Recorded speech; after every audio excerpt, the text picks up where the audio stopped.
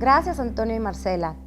El día de hoy nos acompaña el maestro José Roberto de Jesús Treviño Sosa, quien es juez segundo de juicio familiar oral del primer distrito judicial del estado.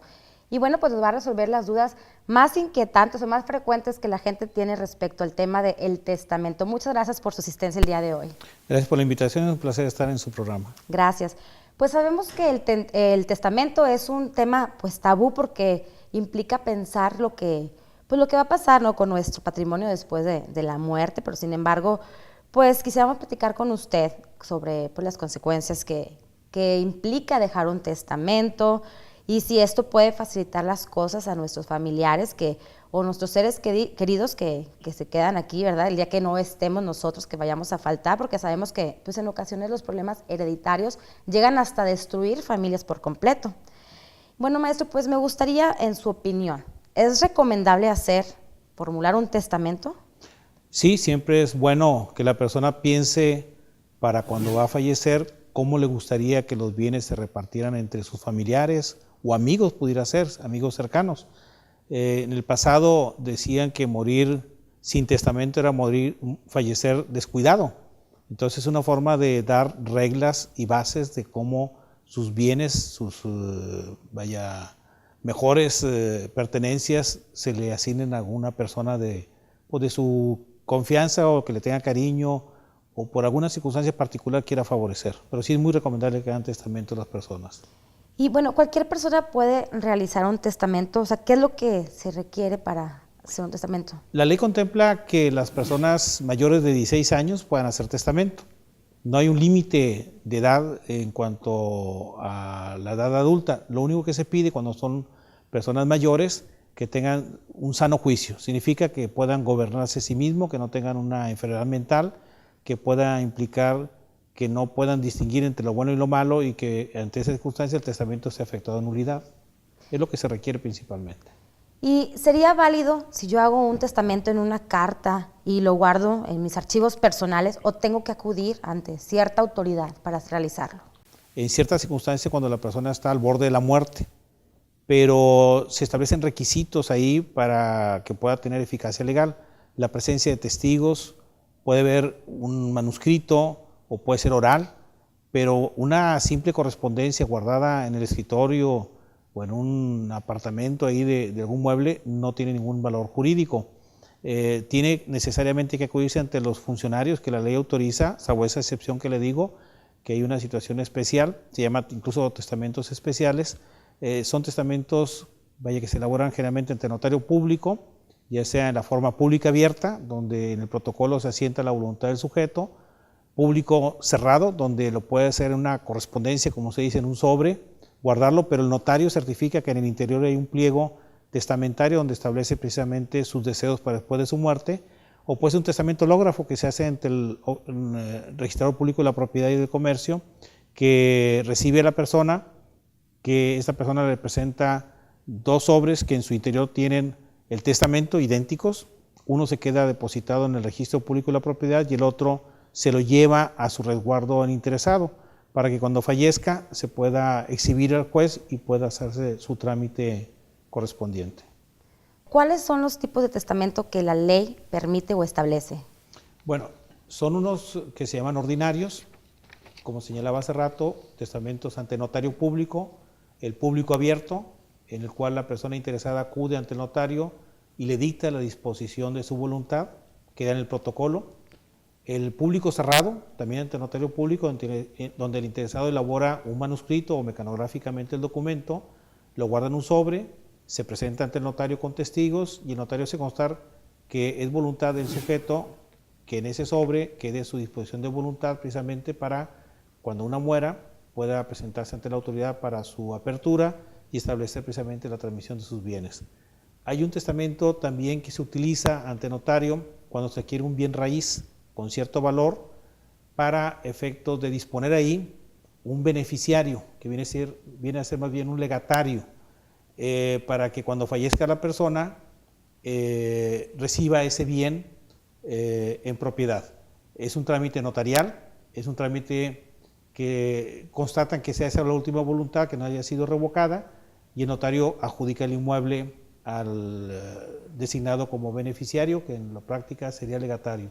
Y está el testamento hológrafo, que lo elabora el puño y letra del interesado, lo elabora 2 veces, lo guarda en sobres, lo presenta en el registro público de la propiedad, con testigos también, elabora el registrador un acta, resguarda uno en su archivo y el otro se lo lleva al interesado, para que también cuando fallezca se presente ante los tribunales para que sea validado. Entonces son los trámites que tenemos como testamentos ordinarios. La ley contempla también el testamento especial, que le comentaba, hay un testamento privado, que cuando la persona está al borde de la muerte, en alguna cuestión de una tormenta o algún accidente y no puede acudirse ante notario, entonces puede dictar su disposición a 5 testigos, ya sea que lo elaboren mediante escrito o lo hagan en forma oral. Pero estos testigos tendrán que repetir la manifestación, por decirlo así, ante la autoridad si acaso muere de ese evento dentro del mes siguiente.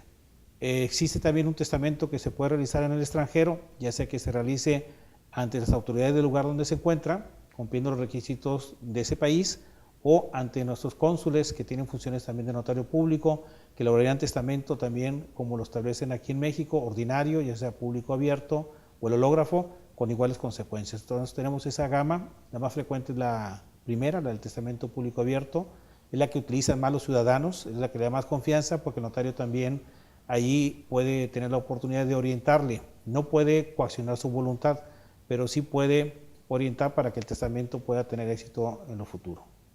Muy bien, y una duda que me surge es, si ya realicé mi testamento y luego, pues, no que me arrepienta, sino quiero incluir un bien o bien no quiero incluirlo, ¿puedo hacerlo? ¿Hay algún tipo de, límites permitidos por la ley para cambiar el testamento? No, no hay límites.